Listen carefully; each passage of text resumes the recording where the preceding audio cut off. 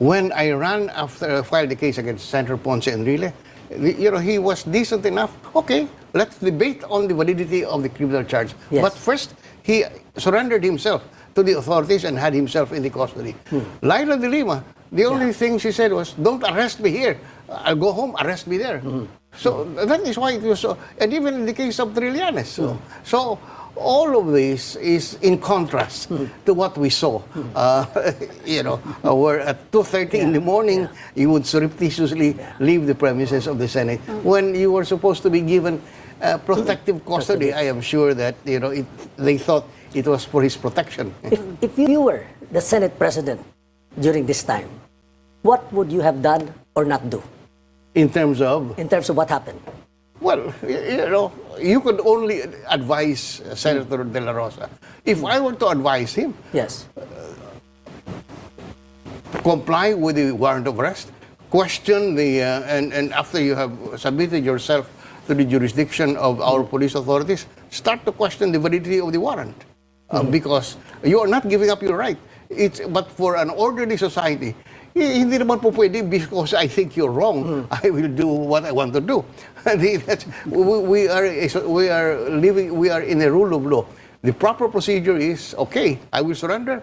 I will ask the court, provide me relief. Do not allow them to bring me to The Hague until this issue is resolved, which is a valid legal issue. Yeah, I thought the difference with Senator Bato this time from the other senators that were arrested in the past was that it was a local warrant of arrest, so they would be detained here. But seeing what happened to President Rodrigo Duterte, you're going to be in a foreign country where you have to hire foreign lawyers, which will be super expensive, but also you're not familiar with that territory, like what you have to do, and just watching what happened to former President Rodrigo Duterte, where it's been a year and he's still yet to be tried. So it is a longer process. Right. Would that, for example, if you were in his shoes, change your willingness to submit yourself? Yes, precisely. That's how an orderly society should proceed.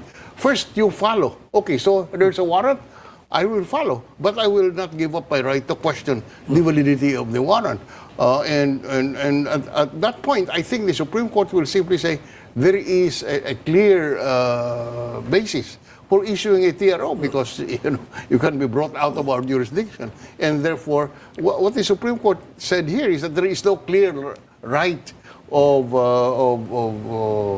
Bato that should be protected by the TRO. But if he surrendered himself and have himself in the custody of the authorities and question now the validity of the threatened transfer to The Hague, I think the Supreme Court will entertain that. But we lawyers know that you have to come to court with clean hands. So how can you ask for relief from the courts when you yourself is violating the law? Attorney Howie, you don't think that there would be a repeat of last year where he would be chartered by private plane to The Hague? Well, I think that is a possibility. But I think the argument that it should be tried at The Hague is now getting stronger. Why? Because you see how the Senate shields its individual. So how can you have justice for the 6,000 or 30,000 when an institution clearly vested with the powers to follow the law is now breaking the law and making its own rules, not following the rules of the land? So I think that is a bigger argument to even show and prove that indeed there is no justice to be taken here in the Philippines and that it should be tried outside the Philippines.